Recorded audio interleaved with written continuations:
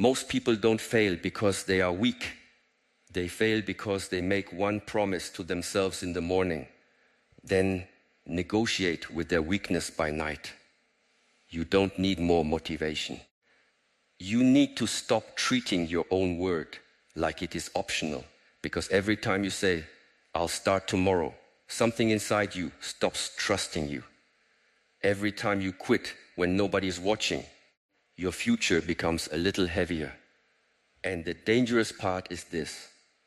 One broken promise does not look serious. One skipped day does not look dangerous. One excuse does not look like destruction. But slowly, quietly, without noise, you become the person who cannot depend on himself. And when that happens, no goal can save you. No plan can save you. No inspiration can save you. So listen carefully. Consistency is not about being perfect every day. It is about returning before your weakness becomes your identity. Most people do not lose because life is too hard. They lose because they negotiate with themselves too easily. You say you want to change, but every morning your old self is already awake before you. It whispers, not today, later, tomorrow. When you feel better, when the timing is right, and because the voice is familiar, you believe it. You call it rest, you call it mood, you call it pressure. But deep inside, you know the truth. You are not tired of the task. You are tired of meeting the version of yourself who keeps breaking promises. Consistency is not built when you are inspired. Inspiration is a visitor. It comes, it goes, it knocks softly, and sometimes it never arrives. Discipline is different. Discipline is the one who enters the room even when nobody invited it. Discipline does not ask, do you feel ready? Discipline asks, what did you decide when your mind was clear? Listen carefully. The person who stays consistent does not have a different sun, a different clock, a different body, or a different world. They simply stop making their feelings the master of their actions. They still feel resistance. They still feel doubt. They still feel heaviness in the bones when the morning is cold and the mind is noisy. But they do not bow to every feeling that appears. They bow only to the path. And this is where most people misunderstand consistency. They think consistency means never falling. No, consistency means you stop turning one fall into a whole season of defeat. One missed day becomes two becomes a week becomes your identity. Then you say, this is just who I am. No, this is not who you are. This is what you repeated until it became familiar. A person becomes what they return to, not what they dream about, not what they post, not what they tell others they are planning. You become what you return to after the excitement fades, after the applause dies, after nobody checks on you, after the pain becomes boring, after the goal is no longer new. What you return to is what you worship. If you return to distraction, distraction becomes your temple. If you return to excuses, excuses become your teacher. If you return to your practice, even with trembling hands, even with an imperfect mind, even with a tired body, then practice becomes your home. You do not need to become superhuman. This is another lie that weak people tell themselves so they can escape responsibility. They look at the consistent person and say, they are different, they are gifted, they have more motivation. But motivation is not the root. Identity is the root. The consistent person has decided, I am someone who does what must be done, especially when it is inconvenient. That one sentence can rebuild a life. Do not ask, how do I stay motivated? That question already makes you a servant of emotion. Ask, what kind of person would I respect if I had to live with myself every day? Because you do live with yourself every day. You cannot escape your own witness. You can fool the world with words, images, excuses, and smiles. But when the room is silent, when the phone is down, When your head touches the pillow, you know whether you honored yourself or betrayed yourself. Self-respect is not created by thinking highly of yourself. Self-respect is created by evidence. Every small promise kept becomes evidence. Every small promise broken becomes evidence too. Your mind is always watching. Your spirit is always recording. You cannot tell yourself you are disciplined while living like someone who obeys every craving. The body listens to repetition, not intention.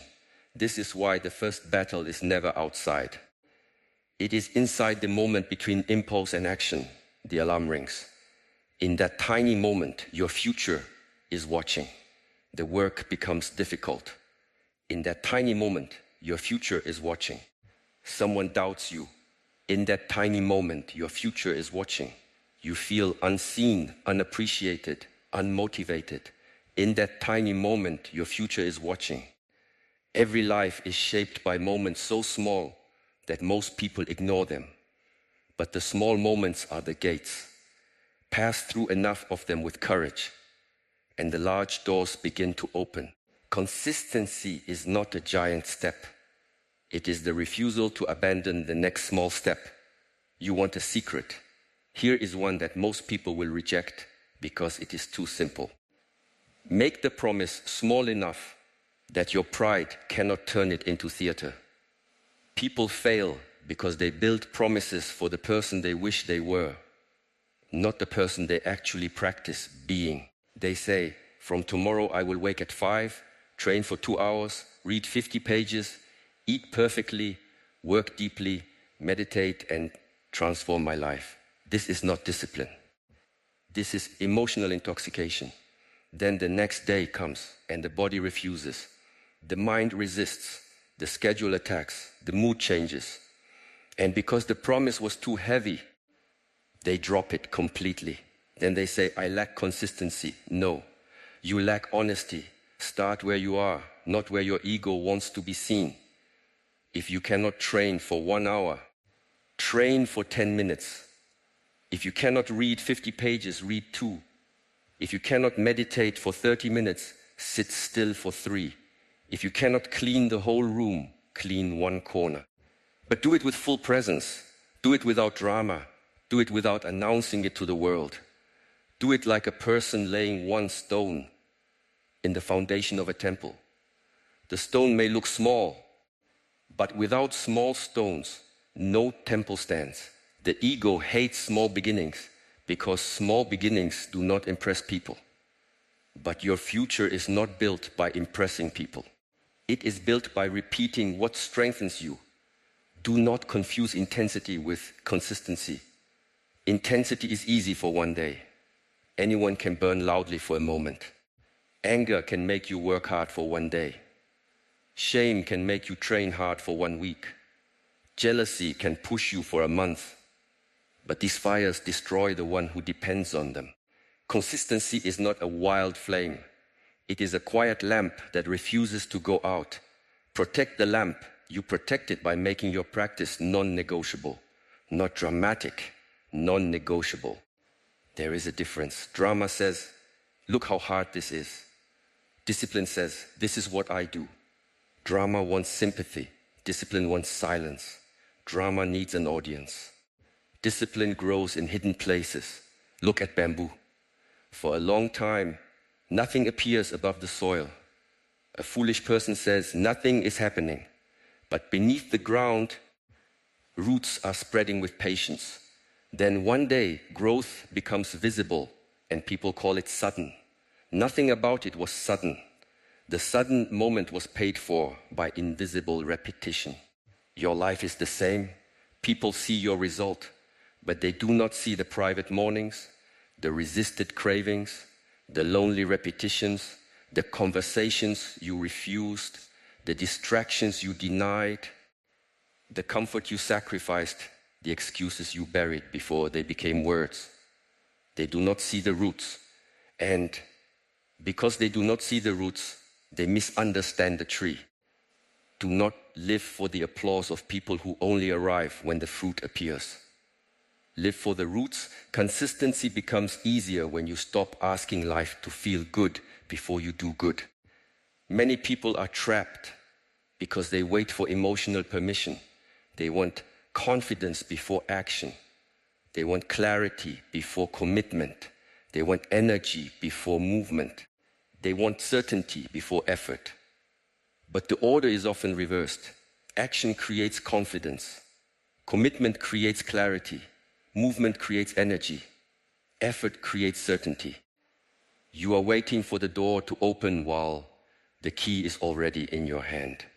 Begin before you feel ready. Begin while your mind argues. Begin while your emotions complain. Begin while your old habits shout. You do not need to silence every inner voice before you act. You only need to stop obeying the weakest one. The weak voice says, "This is uncomfortable." The deeper voice says, "This is necessary." The weak voice says, "You deserve a break." The deeper voice says, "You deserve to become trustworthy." The weak voice says, "Nobody will know." The deeper voice says, "I will know." And the one who knows is enough. You must understand this clearly. Consistency for yourself is different from consistency for others. When you perform for others, you can borrow their attention. You can feed on their praise. You can be pushed by their expectations.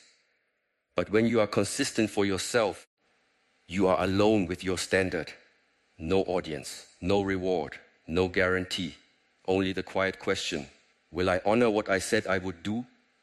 This is where real strength is born, not in public victory, not in loud declarations, not in the moment when people clap. Strength is born when nobody is watching and you choose the harder right over the easier wrong.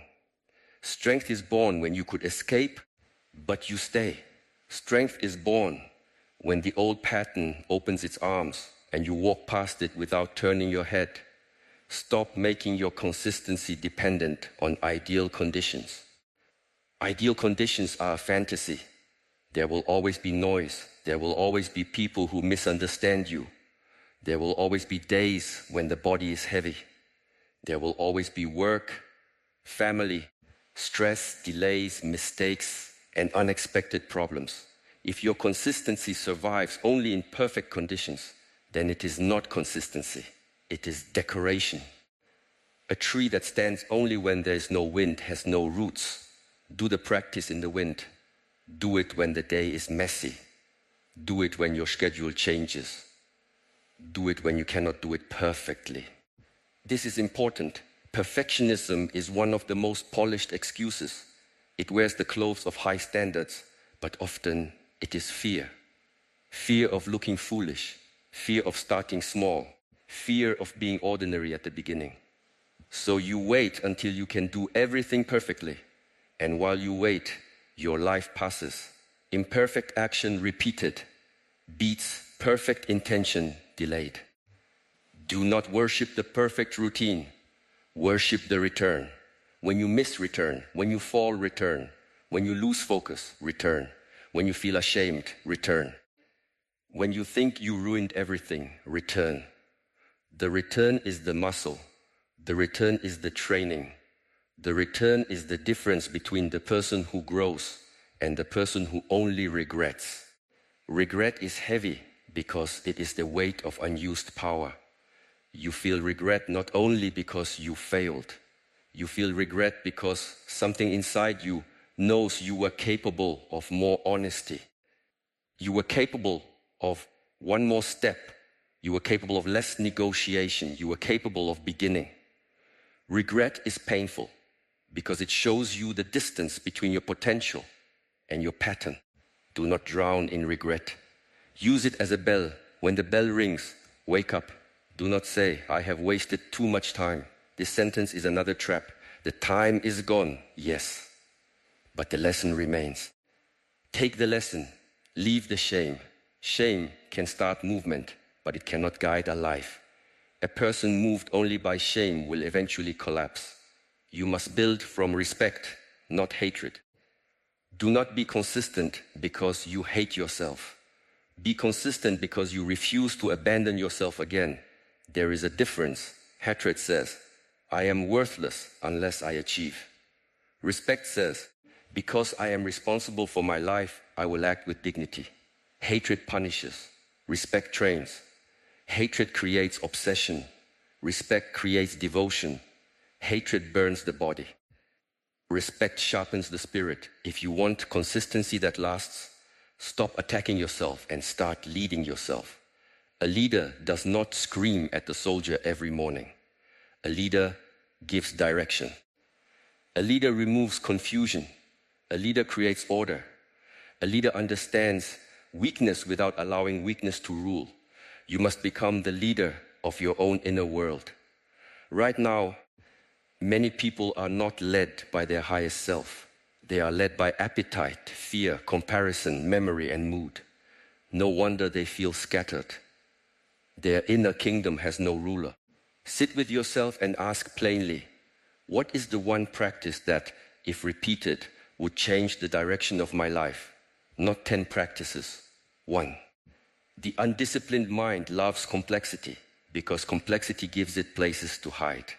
It creates endless plans, systems, notebooks, apps, schedules, and visions. Then it becomes tired before doing the simple thing. Complexity can become another form of avoidance. You do not need a beautiful plan if you cannot obey a simple one. Choose one practice and protect it like a sacred flame. Maybe it is waking when you said you would wake. Maybe it is 30 minutes of focused work. Maybe it is training the body. Maybe it is reading. Maybe it is prayer. Maybe it is silence. Maybe it is studying. Maybe it is creating. Maybe it is refusing the habit that keeps stealing your strength. Choose the practice that points you toward the person you keep claiming you want to become. Then make it visible. Put it where your eyes can see it. Track it. Not because tracking is magic, but because the mind respects what is measured. A day marked honestly is a mirror, and you need mirrors, not fantasies. Do not trust memory. Memory protects the ego. Evidence tells the truth. If you did it, mark it. If you did not, mark that too. Do not lie to yourself. Lying to yourself is spiritual poverty. It makes you weak at the root. You cannot build a strong life on hidden dishonesty, but be careful. Do not turn tracking into vanity. The mark is not the goal. The mark is only a witness. The goal is transformation of character. You are not collecting days. You are becoming someone who can be trusted with a future. And when you begin, expect resistance. Do not be surprised by it. Resistance is not a sign that you should stop. Resistance is proof that you have reached the border of your old identity. The old self does not die quietly. It will bargain. It will complain. It will bring memories of past failures. It will say, you have tried before. You always quit. It will try to make the future kneel before the past. Do not argue with it. Move. You do not defeat the old self by debating it. You defeat it by starving it of obedience. Every time the old pattern calls and you do not answer, it loses authority. Every time you choose the practice over the impulse, the old self becomes less believable. One day, what used to control you will still speak, but its voice will feel distant. It will sound like someone outside the gate. This is freedom. Freedom is not doing whatever you feel. That is slavery with better marketing. Freedom is having the power to choose what is right, even when feelings pull you elsewhere. A person who cannot say no to himself is not free. He is owned by every craving that visits. He may speak of freedom, but he is dragged by invisible chains. Consistency breaks the chains one link at a time. The first link is your morning. How you begin the day teaches your mind who is in command. If the first act of the day is surrender, the rest of the day must fight uphill. If the first act is discipline, even small discipline, you create momentum. This does not mean your morning must be perfect. It means your morning must contain one act of self-command. Rise when you said you would rise. Drink water, make the bed. Sit in silence, stretch, breathe. Write the one thing that must be done. Begin before the world enters your mind. Do not give your first attention to the noise of other people. Your attention is your life force. Stop donating it to strangers before you have given any to your own path. Many people wake and immediately enter the marketplace of comparison. They look at other lives, other bodies, other success, other faces, other opinions. Before their feet touch the ground, their mind is already scattered. Then they wonder why they cannot stay consistent. You cannot stay consistent when your attention is being stolen every morning. Guard the first gate. The second link is your environment. Do not pretend you are stronger than the room you keep building around yourself. If your environment feeds your weakness all day, you will spend your life fighting unnecessary battles. A serious person does not rely only on willpower. A serious person designs conditions that make the right action easier and the wrong action harder. Remove what repeatedly defeats you. Place near you what repeatedly strengthens you. Keep the book visible. Keep the phone away during deep work. Prepare your clothes before training. Put the unhealthy food out of reach. Clean the space where you create. Silence notifications. Choose people who do not laugh at your growth. Your environment is either a temple or a trap. Build carefully. Do not say, I should be able to resist anything. This is arrogance disguised as strength. Even the strongest warrior respects the battlefield. If you know a place, person, habit, or object weakens your discipline, stop pretending it is harmless. You are not being mature by staying close to what keeps pulling you backward. You are being careless with your future. The third link is your speech. Words are not light things. Every time you say, I will, and then you do not, your words lose weight. Eventually, even you stop believing yourself. This is dangerous. When your own word becomes empty to you, your inner structure collapses. So speak less, promise less, declare less, and fulfill more. Do not tell everyone what you are going to become. Become it quietly. Let the results speak after the roots have done their work. When you speak too early, you spend the emotional reward before you pay the price. The mind receives praise for an identity it has not earned, and the hunger weakens. This is why many people announce transformation and then disappear. They already tasted the applause. They no longer want the labor. Keep your practice private until it becomes stable. There is power in hidden work. Hidden work teaches you to love the process without needing witnesses. Hidden work purifies the intention. Hidden work reveals whether you truly want growth or only want to be seen as someone who is growing. Ask yourself honestly, would I still do this if nobody ever clapped? If the answer is no, then you do not yet love the path. You love the image. That is not evil, but it is fragile. Image cannot carry you through pain. Image cannot wake you on hard mornings. Image cannot hold you when progress is invisible. Only devotion can. Devotion is consistency with the soul. It is not blind repetition. It is remembering why the repetition matters. You are not just doing push-ups. You are training your relationship with resistance. You are not just reading pages. You are training attention. You are not just saving money. You are training patience. You are not just studying. You are training your ability to build a future instead of begging life to rescue you. When the meaning becomes clear, the action becomes lighter. But meaning must be revisited. The mind forgets. That is why you must return not only to the practice, but to the reason. Write your reason down. Speak it to yourself when you are tempted to quit.